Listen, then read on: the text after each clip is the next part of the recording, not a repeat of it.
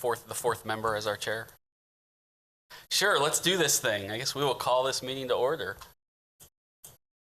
Thank you to our first Policy and Finance Committee meeting of 2021. Appreciate everyone being here this morning on a Friday. Who doesn't love Friday meetings? I mean, come on now. With that, we have to elect a committee chair.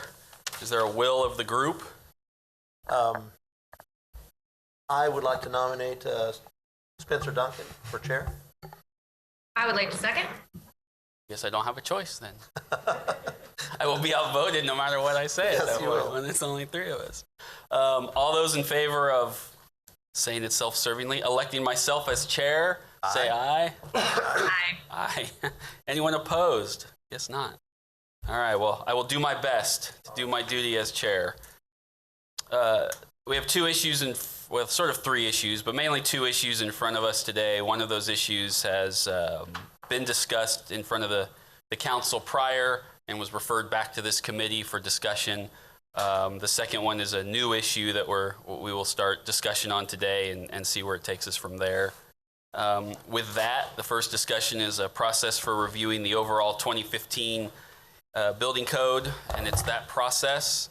I don't know if staff has anything they want to start off with. If so, go for it. Sorry, we wasn't sure. We figured you were coming, weren't Yeah, we were sure, coming. So I asked everybody if you were, and it was silence. So I said, well, I guess if we don't know, Assume that to be the case. So, Yep. yeah, we today have some comments that we can provide related to this situation. I think, the biggest thing that we want to know is what the goal of the governing body is in this situation. We have been going forward with the processes that we currently do as far as the evaluation of these codes for at least the last 4 years, making sure that we've gotten stakeholder input, meeting with the various boards, the volunteers that cover these areas. And so we've had a process that we've used for that period of time. That was something that was stressed to us by governing body members in the past to make sure that if we're approving a new code, what are the people that actually have to use the code think about what we're going ahead and approving based on local amendments, based on the year of code, those kind of things. And so it sounded after the discussion from the other night that there was a desire to go away from the way we've been doing it. And so for us, that's important. I mean, we have a desire to match the desire of the governing body. And so if there's a desire to change, that's what we're seeking, is that input in order to be able to make those adjustments in how we do the business that we do and how we keep our codes current.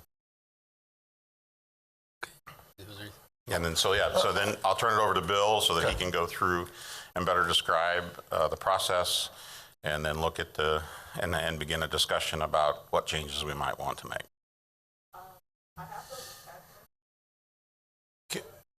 If we all have them. If we'd indulge, folks, this one? Yeah. Okay.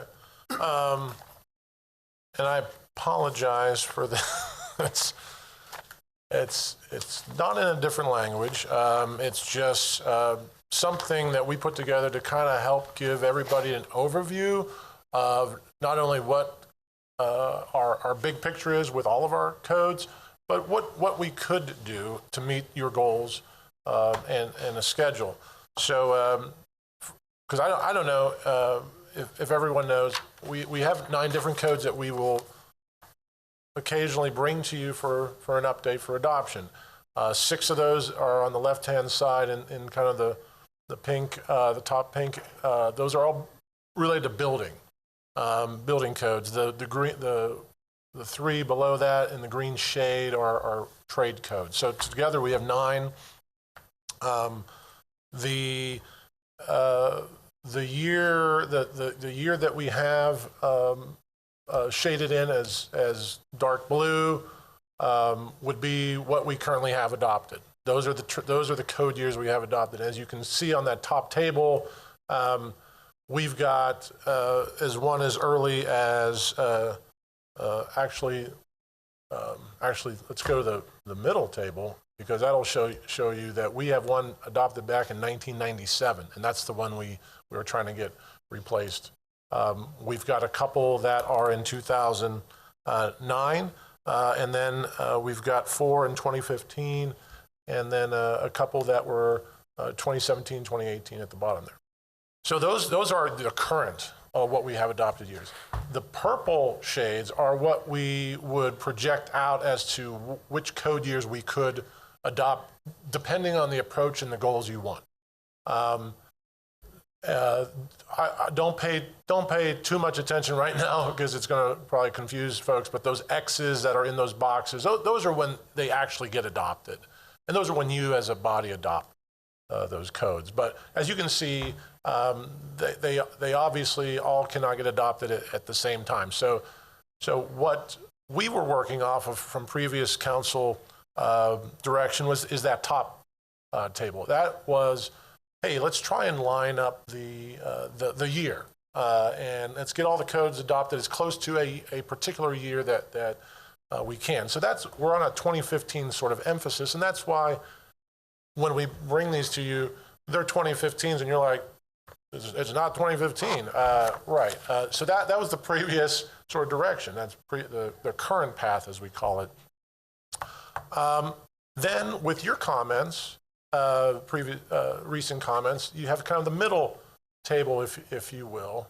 Oh, and sorry, before I jump to that middle table, there's 2 light blue shaded boxes there. Those are the ones that are ready for adoption, and one of those is the IEBC, the 2015 IEBC. The other one, Richard, that's the Energy Conservation Code that would replace an 09 version. So we have 2 that are ready. The immediate question is what to do with those. The bigger question is what are your goals so we can deliver to meet those goals.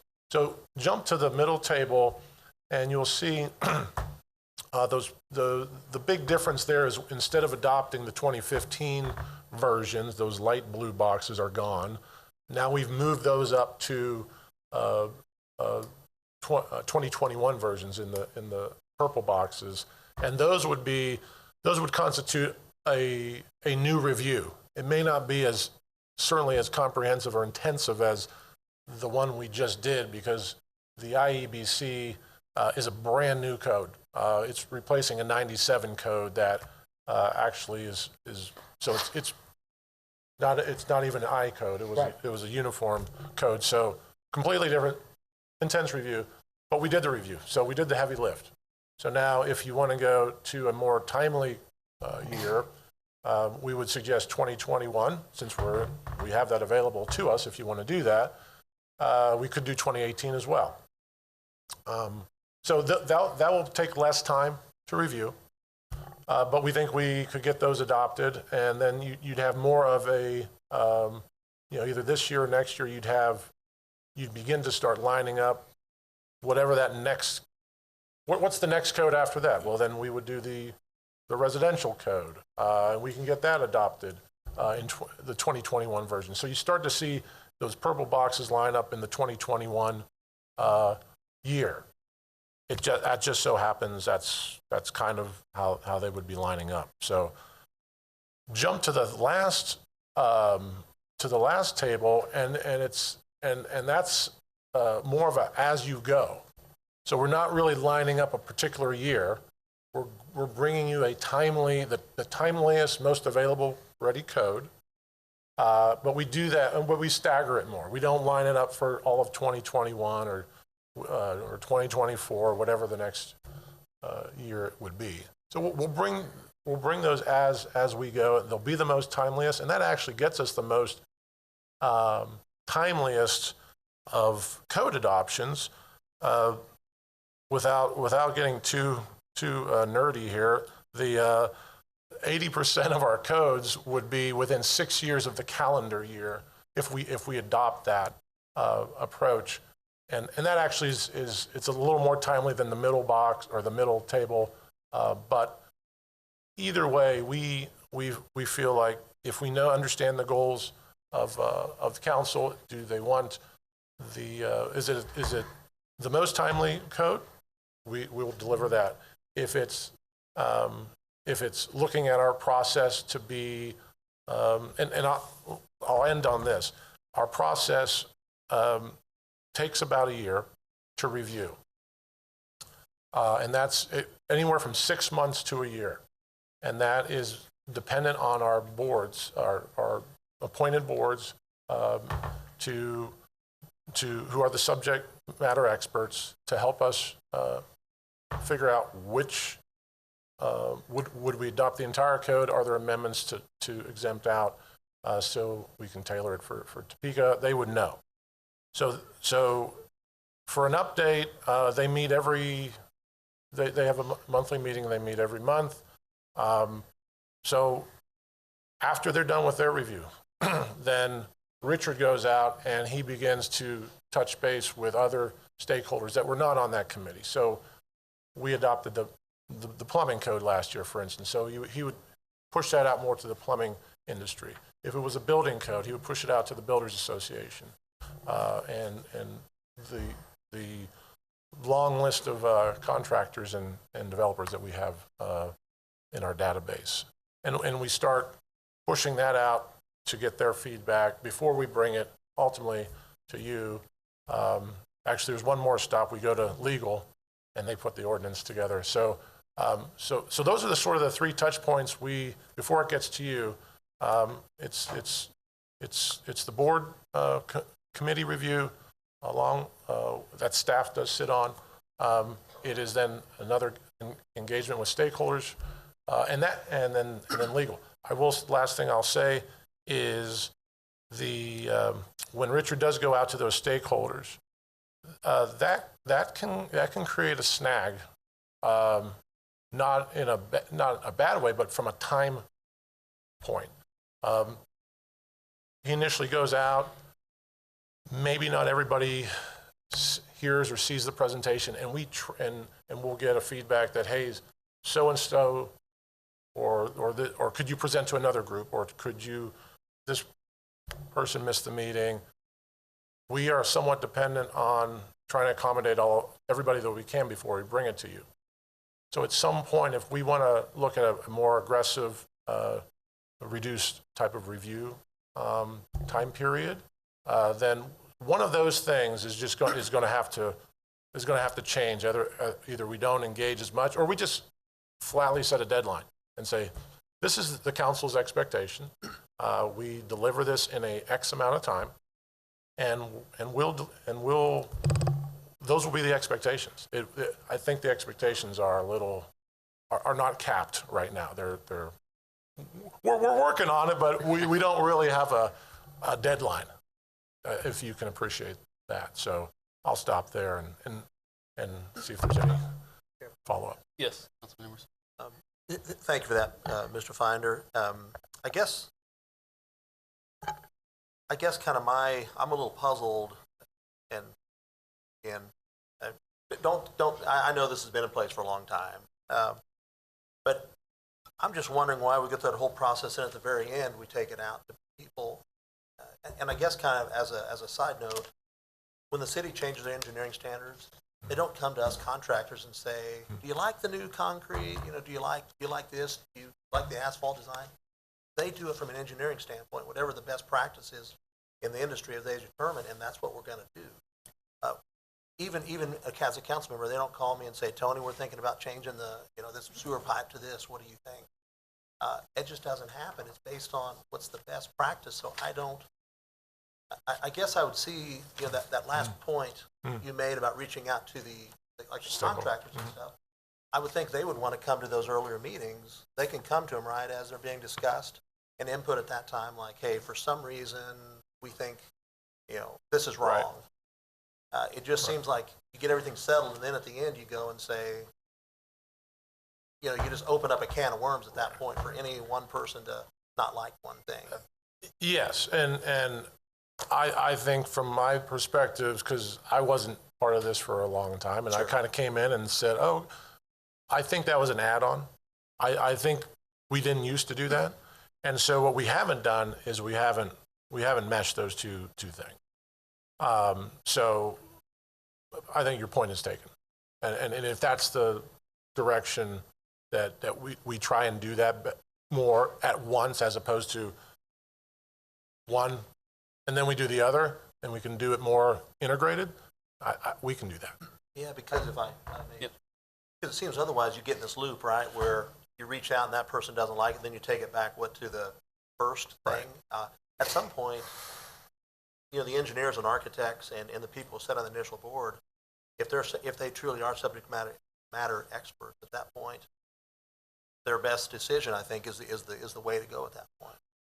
I'd like, if Richard is in the middle of doing this, so. Yeah, one of the things that the benefit of taking it to the stakeholders is we have a process that if you can't meet a certain requirement of our code, you can request an appeal or a variance, so you can go through that process.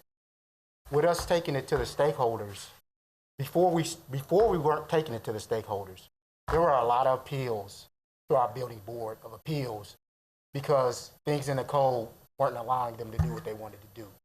By us taking the code to the stakeholders, we eliminated those. We went from having, I don't know, we had a lot. Before I got here, and I don't know what it was, but I had to talk to Fran. But now, last year, in the last 5 years I've been here, we've had one case go to the Building Board of Appeals.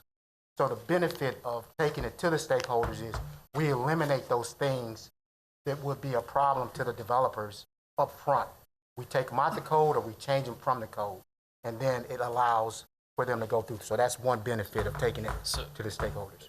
Yeah, and I got just a couple comments, and I guess the bigger question, and the first thing I never envy, especially in code, whether it's compliance or creating these codes, is finding the right balance between when we say this is the standard we want to set and when suddenly the tail is wagging the dog.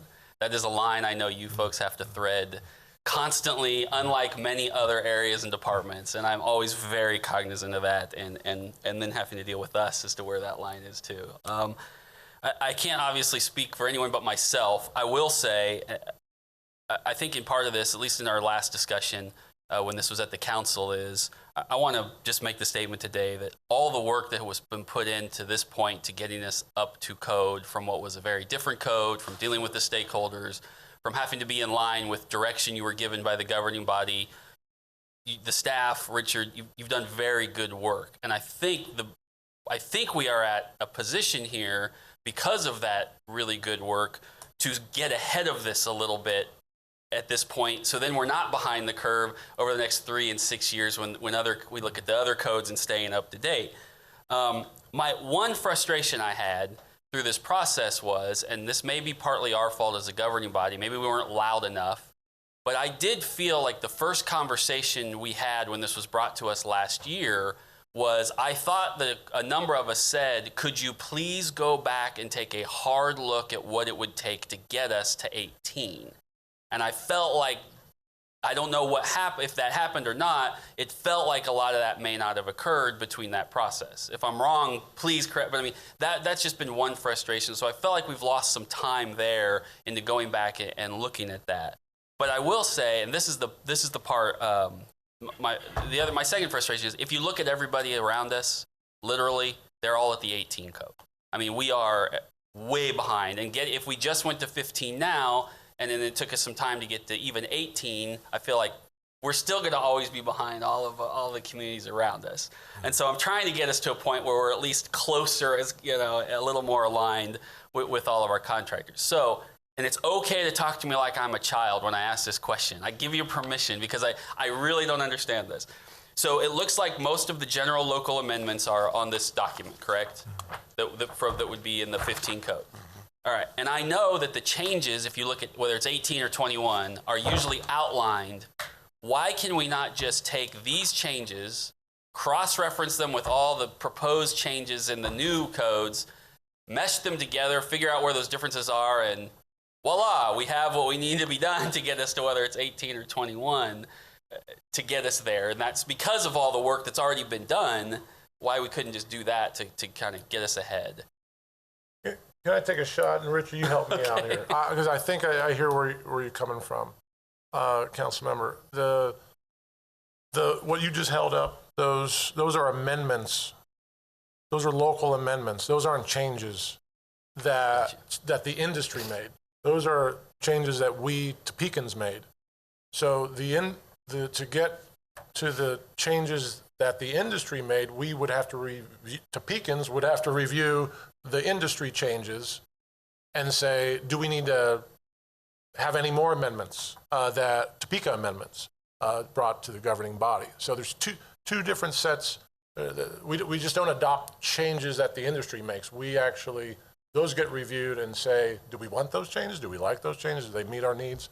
And then we amend out those changes.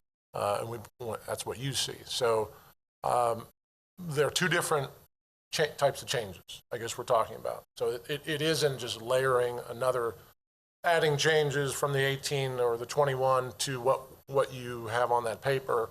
It would be looking at the 18 or 21 changes the industry made and saying, do we need to add any amendments because of those to that ordinance, to that paper? Gotcha. So,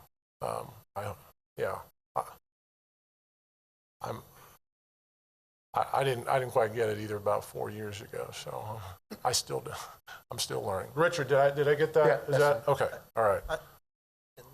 Yes, please, Council. And thank you for that. I guess my only thing is a lot of these are simply saying energy conservation requirements of the IEBC will be deleted with reference to provisions of the Topeka Municipal Code. So most of these things are going to be exactly the same. I mean, you know, if we don't like the energy conservation requirements, that's going to be the same thing in the 2018 as it was in here, I guess. I mean, I'd say half of these are stuff that's just a blanket statement. They're not specific.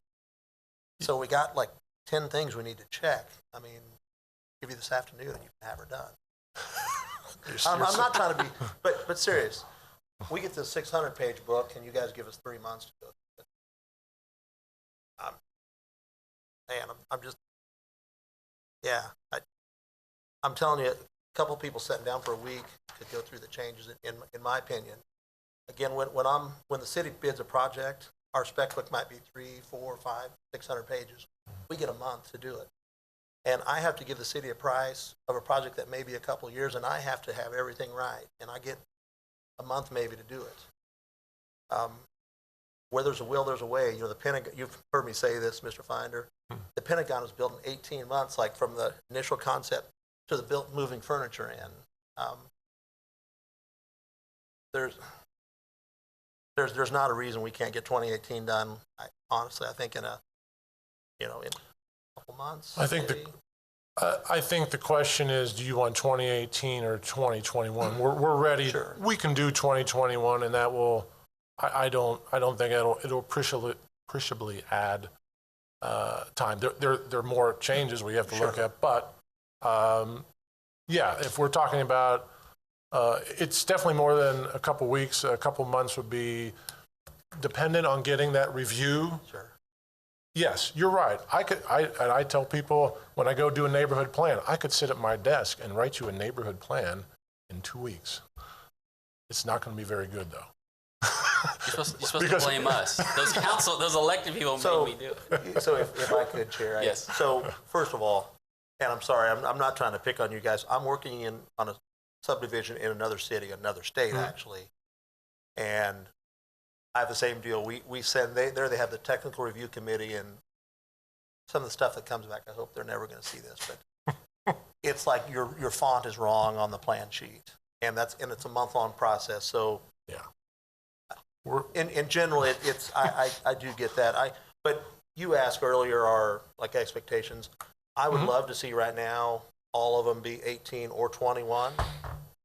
And then I would honestly, I noticed Lawrence adopted 2018, basically a year and a half after, I think July 1, 2019 is when they adopted 2018 codes. Or that's when they went in force. I would love us to always be, maybe within 18 months of that code going forward. That's, and the reason, and it's not just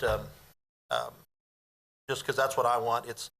The issue is if you have architects and engineers that work and contractors that work in these various cities, it's easier if everyone's kind of at the same place, because you get somebody coming over from Lawrence wanting to work here, and what do you mean you don't allow this thing? We've been doing it in Lawrence for 3 years. Well, in our building code, that material's not used or something. So really being up with our peers is, I guess, the most important thing for me. Councilwoman Naeger, did you have a? I did. Thank you. I'm agreeing with everything that you guys are saying, which is why I haven't jumped in earlier. But for me, I think I made 4 main points of what I think probably I heard from the council meeting and what we're talking about right now. And we want to be timely and up to date. Like Councilman Emerson was saying, like whatever that deadline is, like within the last 18 months, I think that sounds great. Making sure that it's good for the people who want to invest in our city, for the contractors who are working in different areas, so that it's as seamless as possible. Making sure that it's good for our community, making sure that we're keeping up with like public health, safety measures, environmental standards, cost benefit to the community, and that these structures will last for the amount of time that we expect them to last and really increase the value in our community. And finally, good for the stakeholders, the contractors who are in town, because like Richard said with the appeals process, if we can cut back on that, I mean, I think if we do some sort, my proposal would be, having never gone through this sort of process before, would be shortening that time that the stakeholders can go ahead and submit those issues that they have. I mean, this is their business. I really feel like this should be one of their top priorities whenever this comes to their desk, so they can get in that input, because otherwise that's wasting their time afterwards too with not wasting, excuse me, but that is spending their time with the appeals process afterwards. So I would hope that we could make that submittal process at the beginning a little bit more timely. So that's what I'm thinking. And I think that keeping the code more up to date, doing it in that more timely manner, in that third chart, sounds best to me from what I can see and from what I've understood from other council members. Thanks.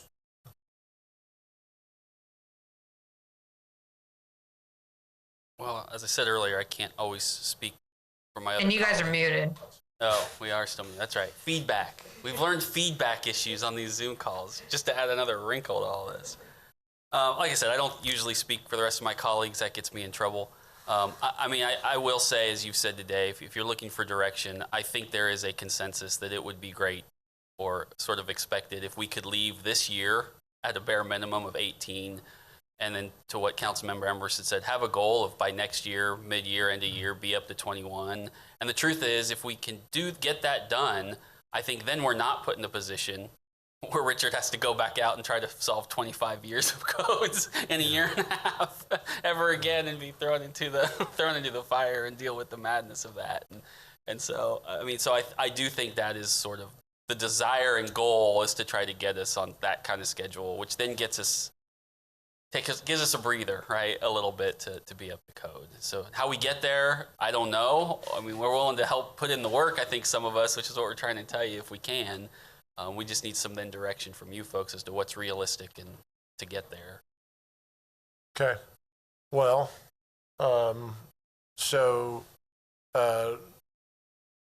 then what I'm hearing is that we would adopt some kind of hybrid approach that would bring back a more, either an 18 or 21 IEBC to you. We also didn't really spend much time on this. We also have a conservation code that is done. That's a 15 as well. So I would assume the same sort of thing. So now we will have 2 codes that we will then have to either do 18 or 21 on. And then moving, and so we'll need to get together and figure out how long it's going to take to get that back to you, meet with our committee, look at a truncated review process with stakeholders and get them on board, and then come back to you with that. And then moving forward, I've heard differing comments, so I just want to make sure. We would propose to move forward as adopting the most timeliest code possible. whether, if they line up on 21, right. If it's going to be some 21, some 24, some 8, I mean, a 6 to 9, it's actually 6 years it would be the minimum to take in between codes. So that would put us on a path that, if we can work on that review part of it a little better to get you the most timeliest codes possible. I keep going back to the most timeliest available, and if that's the goal, we will work on our process to get that to you and make that happen. I mean, that's, as far as these two, we'll have to figure out what are the types of changes that are in 18 or 21, and then and then lay out another path, a smaller path, to bring those amendments back to you after they're reviewed. So it will be, if that's the case, it will be later this year. Whether it's this summer, I don't know. If it's later than that, that's something that I think I'd like to have more information to let you know what our committee thinks, because we are dependent on that. Yep. Mr. Finder, I guess one question, you said something about 6 year. What did you mean? So we don't, best practice is a 6 to 9 year time frame before you update your codes. You look at other cities, you want to use Lawrence, for example. They have a lot of 18s right now. I know Richard talked to him here last week, and they're skipping 21. They're not going to do 21. They'll do 24. So that's kind of what they're gearing up for their next round. So a minimum of 6 years would be. You don't want to be doing it every 3 years. Right. Yeah. Right. The only thing that concerns me there, and I don't know if it's a valid concern or not, but would there ever be a conflict in one code from 24 versus one from 21? And I don't know. Maybe they're self-contained enough that it wouldn't be an issue. Well, I guess it's not, because right now we have. I think that's a little bit of the trap we fell into last time. And Richard, I know you've spoken about this. It really, being on the same year is not as it's critical in terms of confusing anybody or not being consistent. So, 18 will have something different than a 15, but it won't. It won't be a 97. Right. Well, Yeah. 97. It will not be 97. I can guarantee you that. Okay. And I'm sorry, Chair. Yeah, if I could, go ahead. And I guess my only other thing would be, and I'm on board with what you're saying, do the 21 for this IE, PC. But I guess my thing is, I would like, in my mind, at some point, maybe this IEC gets updated in 24. I would like at some point to have them all in that same year. I mean, to me, that's just, everything's consistent that way. But so perhaps this one's only 3 years, and then we update it in the 24, all of them. And that's how we got into this issue with bringing you 2015s. In 3 years, there'll be a new code out, and we may be ready for that 24. So do we really want to bring you a 21 at that point? So when we're working off of an update. So that's why I say if you tell us, just bring us the most available, the most recently available code, that is what we will do. And if it we're not, you got a 3 year period where you can line them up, but once you're out of that 3 year window, then you're jumping to another. You want to jump to 24. You don't want to just put them all in 21 then. Right. So okay. I was just saying. Mr. Chairman, Yep. Councilman Naeger. would it make sense, so it wouldn't put such a huge burden on you to say that we're going to do all the codes in 21? Would it make sense to say, okay, we're going to do half of these codes in 21 and half of these codes in 24? Does that make any sense, or is that just muddying the waters further? Councilman Naeger, that's what we've showed in the boxes here. The third table is probably the one that's going to be a blend of 21s and 24s. So So that Make it they'll be between 21 and 24s. Yeah, Okay, so half of thanks. them will be that way, yes.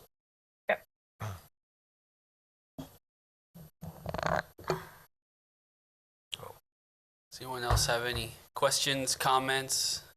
No, I think for me, and listening to it, I think it does give us the clear direction that we needed to understand what type of timeline you want us to work from in order to approve these. So appreciate that, because, you know, we want to try and match your desires and how we do this, and that's the guidance that we need. Thank you very much.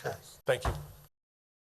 Number 2, consultant contracts and governing body approval. So this was an issue that one member of the public who is here today has brought up multiple times, and I started a discussion with the city manager on it last year. Thanks, Bill. We agreed to wait and start some discussions on it this year as we were getting through COVID and end of the year and other issues. And so as opposed to just putting something together and tossing it in front of the governing body, it seemed like this was a much more amenable way to start that conversation here in this committee and see if we can work on something organically on its way up. So that's why this is in front of us today. And I guess with that, I don't know if staff wants to start anything off, or? Well, I'll kick it off. From my standpoint, I had staff look at what we currently do, what the current ordinance, current policies show as being the guidance related to the approval of contract. Currently, there is no requirement related to having contracts go before the governing body. However, the code does specifically state that that unless council I have the authority to sign all contracts binding the city unless council approval of the contract or subject matter is required by city ordinance or resolution. So in other words, we don't have an ordinance that requires it to go before the governing body. Based on our form of government as a city manager, that's been delegated to the city manager. However, the code states that you could, as a governing body, make the decision that that is something that certain contracts of whatever type, and you could specify what those would be, could go before you for approval. So in other words, making this change is not precluded, it simply needs to be made if that's what the desire of the governing body is. So I think that's really where we're at, is that if that's something that's desired, that we pull it together and propose an ordinance and what that change would be. So I think from our standpoint, you know, it is our current best practice to move forward relative to the city manager approves those contracts. However, the numbers that were put together by contracts and procurement, that there were 10, let's see, what was it? I'm gonna go back here. 6 in 2020, 10 in 2019, 13 in 2018, and 4 in 2017. So the number is not great that would be affected by this if the 50,000 was the threshold.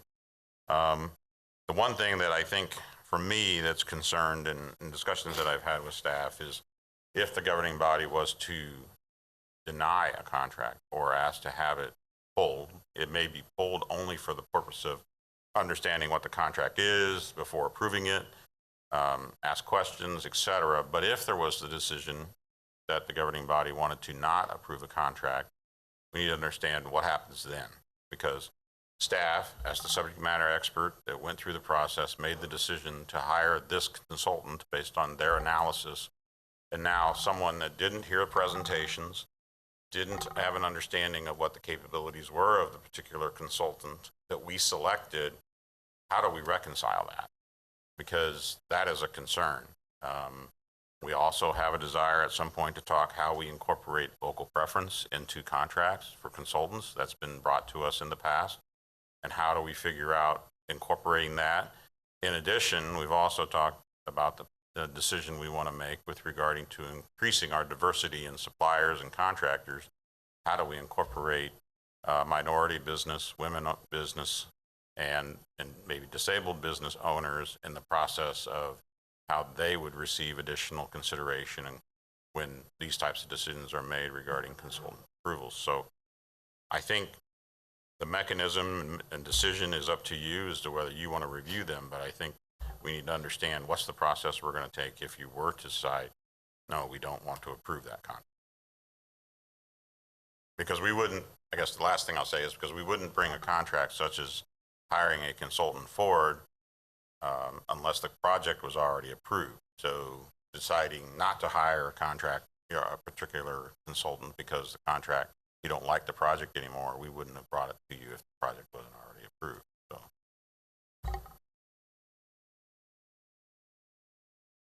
I mean, I have a few things. I didn't know if anyone else from staff need to say anything before I talk. I don't want to leave anyone out on staff. Okay, so I'll tell you how I sort of envisioned this, just to provide some clarity, and then I've got a few things here. The first is, the goal of this is to provide some more transparency in these contracts to the public, because I have noticed in the last year that I've been on this council, some of these that have come before us from presentations, we spend 25% of our conversation backtracking and asking, when was that approved? How did it get approved? How did we pick that person? Why did we pay this amount of money? And I think that some of that conversation would be negated if the council takes some ownership of some of these contracts and has to say, yeah, you voted for it. You know, I'm not sure why you're asking some of these questions. The goal here is not to involve the council in the nuts and bolts of the process. The goal is, and I guess it would be up to staff as to what part in the process they would formally bring it before the governing body, but the goal is to at least get approval before it is officially signed off on by the city manager for that final signature. So whether staff at that point would want to bring it to us immediately after they've selected someone or after every agreement to that contract has been determined, again, that would be at their discretion. I also don't see any reason, I know we've gone back and forth on this, but why these wouldn't be just part of our consent agendas as a general rule. And then as council members have questions, they can then choose, hey, I'd like to pull that off and let's have a discussion. The goal here is not to have full-fledged presentations in front of the governing body on every one of these, but it would put those to some degree in the public record and give us an opportunity to have discussions and be on agendas in some form or fashion. So that's kind of how this was envisioned from a get-go. And I just want to point out a couple things. We did get a 5 or 6 page memo from staff with some good information and some general suggestions, ideas, questions, concerns, similar to what the city manager mentioned about how do we reconcile rejection of a contract. That's a good question. What I propose we do to get some of that answer is, on this issue, we are an outlier. I mean, this is something that the majority of our peer cities and if you look at the top 8, 9 populated cities in Kansas, already do to some degree. In fact, and different levels. Some do just the professional services, some do every single contract. So they obviously deal with this issue on a regular basis. I mean, Wichita approves all of those. And they're the largest city in Kansas. So they have figured out a way to push through significantly more volume and deal with that. So I think it would be good for us to reach out to Manhattan and Prairie Village and Shawnee and Wichita and say, and even our friends at the county who approve nearly everything over 10,000 or more, and say, how do you deal? What is your process when there's a rejection? Come back and we would be more than happy to discuss what they've determined those issues are. Because like I said, we seem to be very much an outlier in Kansas on not having something like this in place as it relates to the professional services. I know there were a couple other questions. One of the things brought up in that memo was concerns about delaying the process, again, extending time. And I would just say, I guess, 2 things. First of all, again, other cities have managed to deal with this in some form or fashion. And have we talked to any of these people, and have they told us, if you go to this process, we won't do business with you anymore? I mean, do we have any concerns there if so, it would be good to hear from them. And so those are just some of my initial thoughts, but I wanted to lay out sort of what the vision was for this and why we brought it, why I thought it was important to bring forward. Chairman? Councilwoman Naeger. Yep. I would be much more comfortable with having this be, when you were saying, presenting it as something that would be in like the consent agenda, and we would go ahead, and if there were issues, then we could go ahead and stop and talk about them.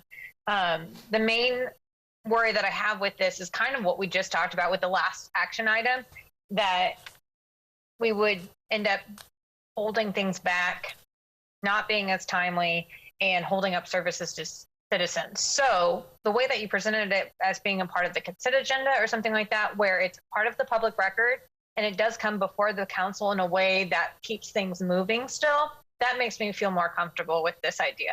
Thanks. Thank you.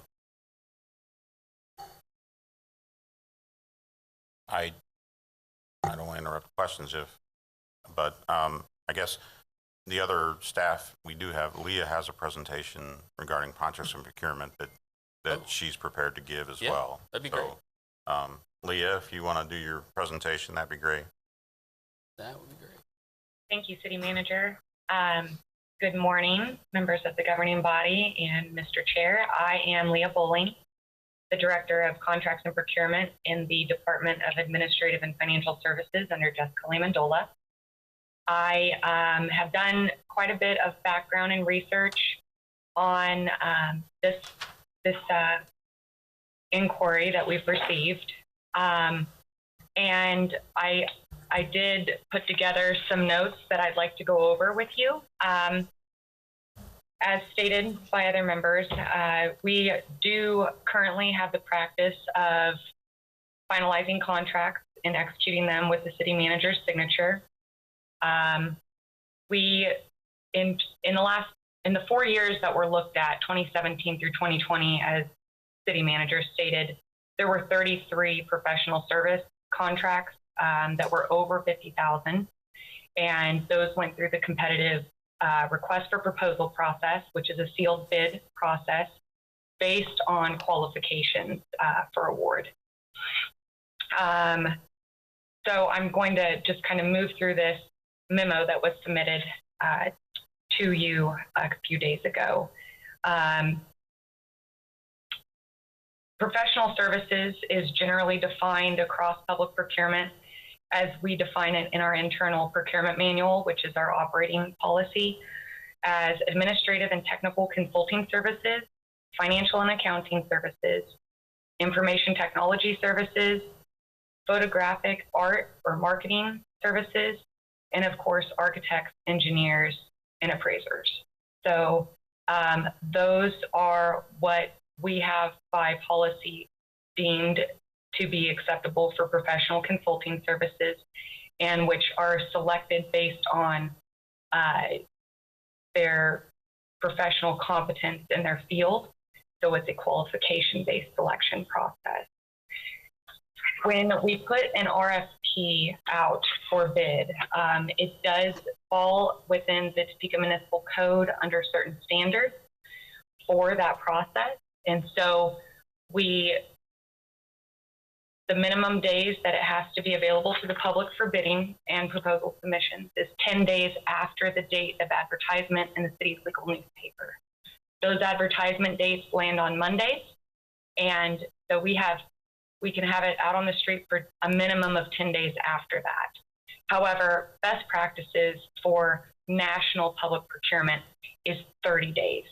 So depending on the circumstances of the situation and how we're wanting to obtain the services from a professional consultant, we really gauge that and try to live by that 30-day standard.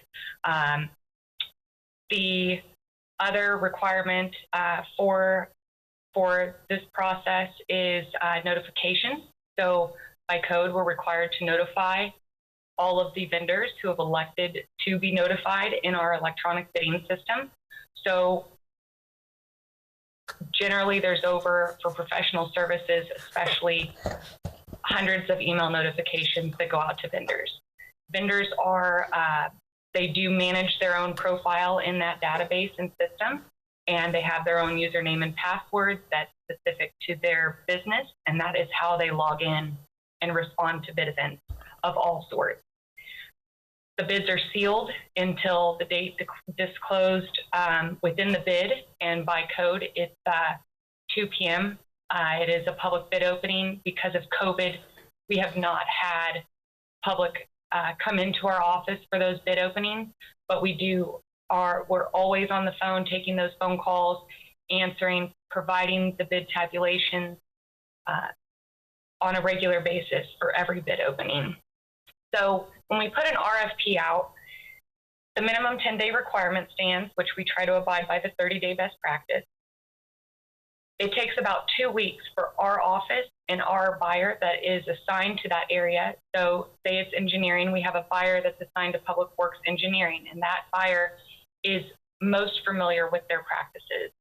That buyer will work with that city engineer or project manager to develop the specification, what the city is looking for, what the project entails, and then truly understand what we're trying to obtain. You look at an RFP from the end goal, what kind of services and outcome are we wanting to end with? And that's how the specifications are developed. That takes about 2 weeks of a back and forth process to fine tune those specs. That's what goes out to bid. And then we have, let's say, the 30-day period. When we go through the 30-day period, we obtain those proposals at the deadline. Those proposals are provided back to the department person, who is the subject matter expert. That person devises a review committee, so an evaluation committee of city staff that are the subject matter experts. So it could be the city engineer, the city project manager, our procurement buyers that's in on that committee to make sure that appropriate policy is followed and those guidelines are consistent throughout every single process. And they take approximately, it could be 4 to 6 weeks just in that evaluation phase, because some of these proposals can be hundreds of pages long, depending on what the scope of service is that we're trying to obtain. So it can be very time consuming. They normally will, because by code and policy, the city reserves the right to interview a short list of firms if that is the intention. So if there are firms that we want to set with and understand, you know, the complexities of the proposal they provided, we will, the procurement buyer schedules those interviews, and then we have the interview process. After the interview process, additional evaluations are conducted based on that interview, and that is when the committee comes up with their recommendation for award. That recommendation for award goes to the city manager, and he reads that justification memo. Until that happens and he signs that document stating that he accepts the evaluation committee's recommendation as subject matter experts, then we start working through the negotiation process. So because of some of the very detailed information provided in those proposals, there can be some proprietary information. So we want to make sure that that's protected. All of these processes, like I stated before, the 30-day best practice, those are formed around the national public procurement best practice. So is our evaluation committee process that we hold for the RFP or RFQ, other selection, qualification-based selection methods of choosing service providers. So that in a nutshell is our process. Once the city manager approves this and we work through that negotiation process to finalize the contract, that contract comes to the Contracts and Procurement Office, and we make sure everything is adequate for what was bid and that aligns with the specification. Then it goes to our legal department. Every contract that the city manager signs comes to Contracts and Procurement, and then the city's legal department and the city's attorney reviews those contracts. Once it leaves that office, it then travels to the finance department, where they review the accounting unit and funding that is approved for that project budget, and that is signed off by the Director of Administrative and Financial Services. Once that is done, it then travels to the clerk's office and then the city manager's office for his final review and signature. So we have a very extensive review process for not only the proposals that are received and making sure we're getting the best quality and best value for our dollars, but we also have a very extensive process for getting those contracts approved, reviewed, and making sure we are falling within all of the state statutes that are part of our policy, part of our code. And that is the full process of the office and how we obtain contracts. As you stated before, Mr. Chair, there are a number of items in this memo that outline, you know, the potential concerns or items that may come up or be developed if these items go through the governing body process. But primarily, if the approval extends beyond the city manager's review, there will be an additional time requirement needed for that approval process to take place. And so it will extend the duration of getting an executed contract put in place. I just wanted to point that out. And that really brings me to the conclusion of what I had to present over the memo that I provided. Thank you very much. That's very helpful. I have two questions. The first is, do we traditionally require form contracts be submitted with bids as a general rule as part of that bidding process? Or do we accept bids and then look at first drafts of contracts? Do we require any of the contract submittals? Some cities have a bid process where they say, there's a form contract, we either put the boilerplate out there for the bidding process, or do we require that be submitted? Am I making sense? Yes. A first draft, if you will? Okay, okay, and that's part of our generic package, as it would. Mr. Chair, it depends on the circumstances surrounding what we're trying to acquire in the bid.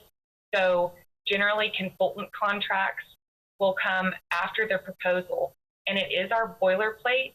Most of the time, there are different circumstances. However, we incorporate that firm's proposal as an exhibit to the contract so that they're bound by those terms that they provide. Okay. Perfect. I had a second question, which I will think of in a minute because it totally just went out of my mind. So, Councilwoman Naeger, Councilmember Emerson, do you have a question for? All right. Well, what I'll do before I think of my next question and come back to it is, I do know we have public comment here. Mr. Joe Ledbetter, and it's his turn. He's up. He can either come over to a microphone or stand up there, as long as you're on the microphone and people can hear you. That's shift this. That's all that matters. Is this I live? know, yeah. Well, he's getting a microphone either way. Is that live? Maybe we don't want to make him comfortable. Yes, Yes, they're all live. Okay, great. Chief says, unfortunately. Hey, thank you for having me here. I just want to correct the record. I'm not the only person that's involved that is concerned about these. However, I have spoken to Spencer on a number of occasions. I've also spoken to other council members. And I've also spoken to staff over a period of time at some of the things I've seen and I'm concerned with. Unfortunately, when I talk to staff, it seems like it's a non-issue and it's not going to be dealt with because they refer back to the manager has the authority. And I realize that under our present ordinances, he does have authority. However, let me explain how this works with a governing body. You are the board of directors. You're not just policymakers. And it's implied that you will do your fiduciary duties and your oversight. And so if anything ever comes into conflict with what's implied as a duty, you must do the duty. Now, I want to say something about the presentation I just heard. Extensive review. The part that was left out was except by the governing body, except about public input. And let me start at the very top. I'm not just interested in consulting contracts being reviewed. I'm interested in what I'm seeing other cities do. That's their best practices and should be ours, and including the county government across the parking lot, if we're over at City Hall, that reviews all contracts. In fact, I provided that to the governing body. I got information on about $40 million worth of contracts with a turnaround time of 2 days. I did not even have to file a CORA. That's how transparent the county was with me. They also provided me with the ordinance. They said that all contracts have to be approved by the commission. That's not just consulting contracts, that's all contracts. Now, over 10,000 formal bids are required. I love this because they told me they think about $40 million last year in contracts. Now, let's compare sizes of government. This is 300 million, theirs is 100 million. If I go down to an even smaller entity that I'm a member of the governing board, the board of directors, the Metropolitan Transit Authority, we have about a $10 million budget. We are constantly reviewing contracts. And of course, it's not as big amount of money per se as far as budgets. But I will tell you, we are intimately involved in bidding, in the bid processes. We are informed before we vote. We ask questions. There's public input if they want to give public input. And with the county commission, I've been involved with them enough over the last 5 years with Parks and Rec on that advisory board. I've seen them approve and disapprove many things. When it's disapproved, it's disapproved. It doesn't go through, period. It's not a, well, can we come back later in the meeting? Can we have more discussion? Can we put this large item on a consent agenda and just, not have to do questioning and vetting and all the things that I think are normal to a participatory government, which is what we are to have? I looked at several of these cities that were brought up in Exhibit 2, and I actually like what they have. City of Manhattan's very good. All contracts over $50,000 must receive City Commission, which would be our council, approval. That's the board of directors. City of Prairie Village, everything over $20,000 has to go in front of council approval and meet that. City of Shawnee, all purchases over $50,000 must receive governing body approval. If it's not approved, they don't get it. That's how this works. The 3 cities I just mentioned are all part of Northeast Kansas. I like that. And I actually think Manhattan's a very well-run city. And I noticed that Lawrence wasn't in this list, but the fact that the county commission, just across the street, part of what we pay taxes into, gives such scrutiny to contracts is very much of interest to me. Am I reaching the limit of my time? You got another minute. Oh, I have a minute. Okay. Well, I didn't know what the time limit was. He's got us.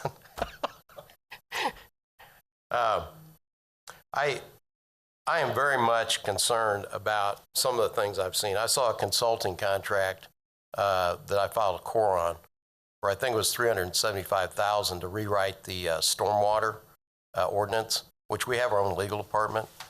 I think if that had gone in front of the council, and with public input, I bet that would never have passed. We wound up spending over $500,000 on it because I checked. That's according to the core documents I received. I could go into others. I am very concerned that this city, we cannot delegate away our responsibility as a board of directors. I'm saying we as if I was there. We cannot delegate that away. We can delegate away, or not delegate away, we can delegate authority, but we cannot delegate ever away our responsibility of oversight and our fiduciary duty. The fiduciary duty is summed up in Black's Law Dictionary. A duty to act for someone else's benefit while subordinating personal interest to that of the other person is the highest standard of duty implied by law. That is what we're under. That is our duty as a governing body. And you want me to stop? I don't see a timer. Soon. Okay. I would like to reserve 30 seconds to respond to anything the manager says, if that's appropriate. If it's not, I won't. But no matter how we deal with this, it's not going to go away. I'm going to keep asking more questions because of some of the contracts I've seen that I would have never signed. and in whatever capacity. I think the money was misspent on some of these things. This is my opinion. And as my right to speak as, part of free speech, I'm going to continue to look at this, and I've got other people that I'm talking to that are looking at it. They're very concerned. And this is an election year, so it seems appropriate to start talking about these issues. Thank you for your time. Thank you, Mr. Ledbetter. I remembered my question. Are you ready? Here it is, before I forget it again. All right. It is my understanding, to be sure, there is no state law that actually requires competitive bidding for professional services, correct? I mean, I'm just talking state law. That's not actually my question, but before I say the rest, and the reason I'm asking that is it our policy, whether it's policy or is it in our code, since that's not the state law, that every department follows that process you just outlined when they're looking for someone to provide these services? Does that make sense? Yeah. In other words, every Mary or contract you Lisa? said to us over the last 4 years has been put out for an actual bid through our process, or no? Anything over 50,000, our current process is to go through an RFP. If it's under 50,000, then we can select the firm that we would want to use. So that is the way we handled it. Okay. Past. Now, I'll let Mary or Lisa answer the state law question regarding bidding of consultant service. Yeah, I can answer. Yeah, there's no state law that requires bidding for professional services contracts. Okay. Thanks, yeah, Mary. and that's why I just didn't know if and I'm good with the current policy. I just didn't know if that was policy or actually we put it in our city code that we follow the $50,000 or more threshold. Okay, Yeah. Perfect. All right. Well, do we have some direction here? Well, I think, we'll go back to the city charter says the city manager shall have the power and it shall be his or her duty to sign all contracts binding the city unless the council approve the contract or subject matter is required by city ordinance or resolution, state law or federal law, or other city officers or employees are specifically authorized by ordinance to approve the signed contracts. So, we're different than the county. County is the county commission approves it. That's the way they've set it up. We've set it up. The city manager approves the contract. That's where we're at.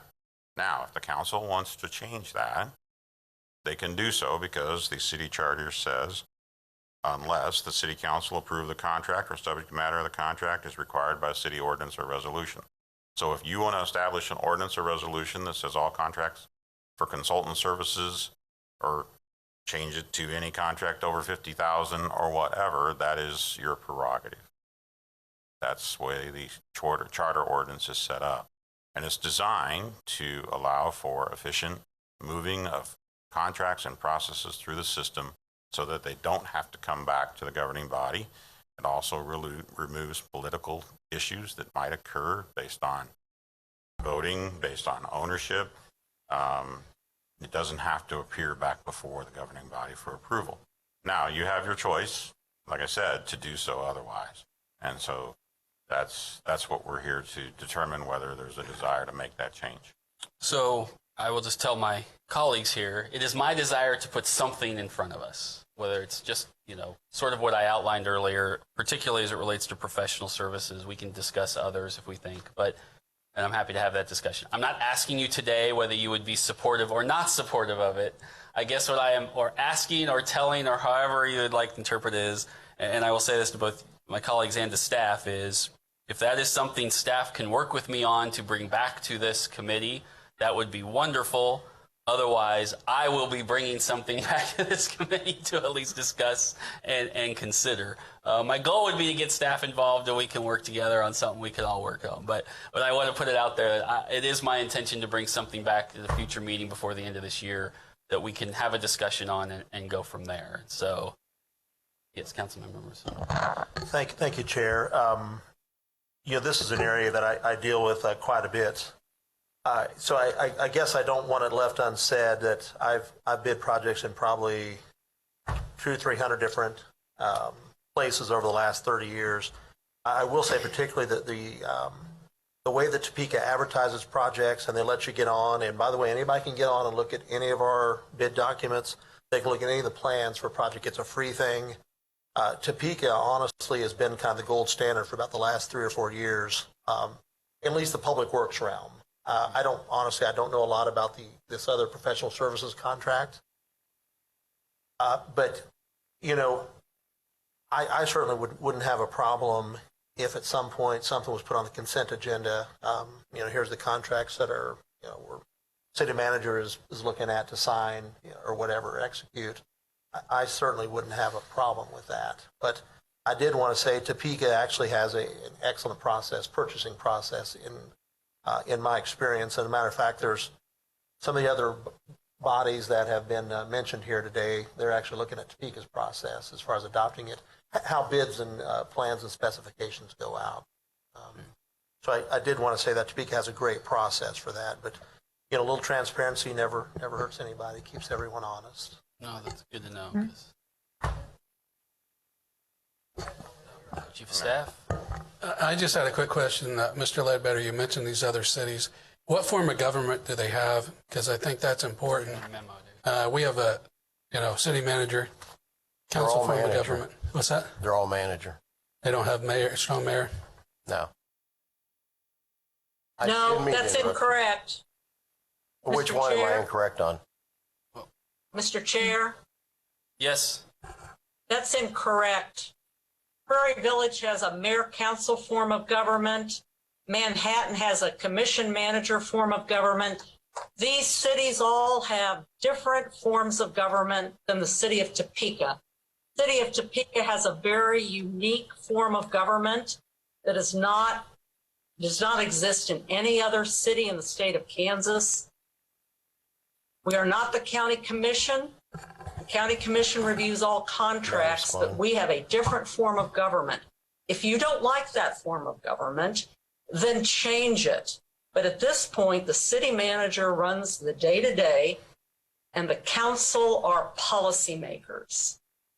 I'd like to respond to that. Hold on one second. I appreciate that, and partially that is correct. I will point out that in Exhibit 2 provided to us by staff, it clearly states 7 or 8 cities that have a council manager form of government, which many of them have this policy. So if that needs to be corrected, I would happily accept a corrected exhibit, but I will say that was provided to us by staff. And I And read off of your I exhibit. was relying on the League of Kansas Municipalities and their description of these various cities. I'd like Thank to you. respond to that, if I might. I was told to change the form of government. Well, I actually helped change this form of government to a manager form of government from a strong mayor form of government back in 2004. I lobbied very heavily for it. But I will tell you, I've never seen a government that doesn't need to be amended from time to time. Thank you, Mr. Ledbetter. All right, with that, I think we have some direction. I will follow this up. with the Mr. city- Chair. Oh, yep. Sorry, Councilman Naeger. Thank you. I'm a little wary of holding back the government from operating as efficiently as possible. And I also, with comparing ourselves to other types of government, if we're going to take on this role, then that means that that's additional duties to us that we are not only taking away from the city manager, but going ahead and taking on that role. And we're not compensated for that. That's fine. We're not compensated for that at this point. But there is a difference in compensation for like the county commissioners and us because we have taken on these different roles. As somebody who has this as a part-time job, the voters voted that in. They approved that. I am serving in this capacity. I know that whenever we look at taking on additional responsibilities, especially whenever we're deviating from our current form of government, that raises my anxiety a little bit because I want to make sure that I'm doing the best job that I can at this position. And so if we are changing that position, that's something that should be changed probably in the compensation structure as well, because that is taking on additional responsibilities as the city council members. I just want that to be clear that that would be taking on a lot more work on our part and that those expectations need to be met. So that is one of the biggest things for me. I'm fine with hearing more proposals, but if we are taking on that additional responsibility, that is a serious conversation that we need to have. That's a good Thank point. you, Councilwoman Naeger. Thank you. Joe. Thank you, Councilwoman Naeger. I will point out, ironically, as someone made a point to me recently, that we actually approve every month all the expenditures once things are remitted. So believe it or not, we already do a form of this on the back end. We have to actually approve all the money that has been either about to be spent or has been spent on a regular basis. So I'll just toss that out there. So I will get with staff and city manager, and I just want everyone to know I would like to keep pushing this boulder up the hill a little bit and see if we can get to something that gets us a little workable. And I'm not going to try to ramrod anything through. That hasn't been my approach to date, but I would like to have some further conversation on it. To that end, the next and last thing on our agenda is future meeting topics. I have one. I don't know if the staff has one, or it's the same thing if you had anything, but okay, I'll let you go first. Well, I think, from the discussions that I've had with you, we're looking at a couple of things. Previous discussion was local preference and how we incorporate whether or not that gets incorporated in quality-based election service, and figuring out how we handle that, along with what I mentioned, disabled, minority, and women business-owned contributions, and trying to make sure we have diverse suppliers, incorporating that. The other thing that I think that you and I have talked about is the residency requirement, and at some point you wanted to bring that back up. So those are the topics that I'm aware of. Yes, those are the two. Look at that. So, yeah, as he indicated, the local preference one's pretty obvious. Residency was dealt with a few years ago, as you remember. Some of those issues specifically related to public safety have come back around, especially in light of issues, that happened across this country a year ago. I'm not proposing, the conversation staff and I have had is not to bring up an official proposal to this body, but to start to hear from those departments and various about what the challenges are right now in hiring and how those are impacting our ability to get things done in the city. So the goal was to sort of set something up to get that information, and then we can discuss what we want to do next with all that data. So those two things, along with maybe some follow-up on these other issues, might be on the future agenda. I don't know. Is there a timeline for when I think staff would have some of that maybe okay to Yeah, go? I need to. 2 months? We've had some other code changes that we've been working on and so forth, so I'll get with staff and let you know if we're going to be ready for an April meeting, but shoot definitely for something in May. Okay, well, instead of picking a date today, we can coordinate with Liz and send something out and see what staff's feedback is on that and schedule our next meeting then. So with that, anything else for the good of the body? Speak now or have a good weekend. Thank you, everybody. Thanks. Keep trying to turn this on. Thank you, Chair.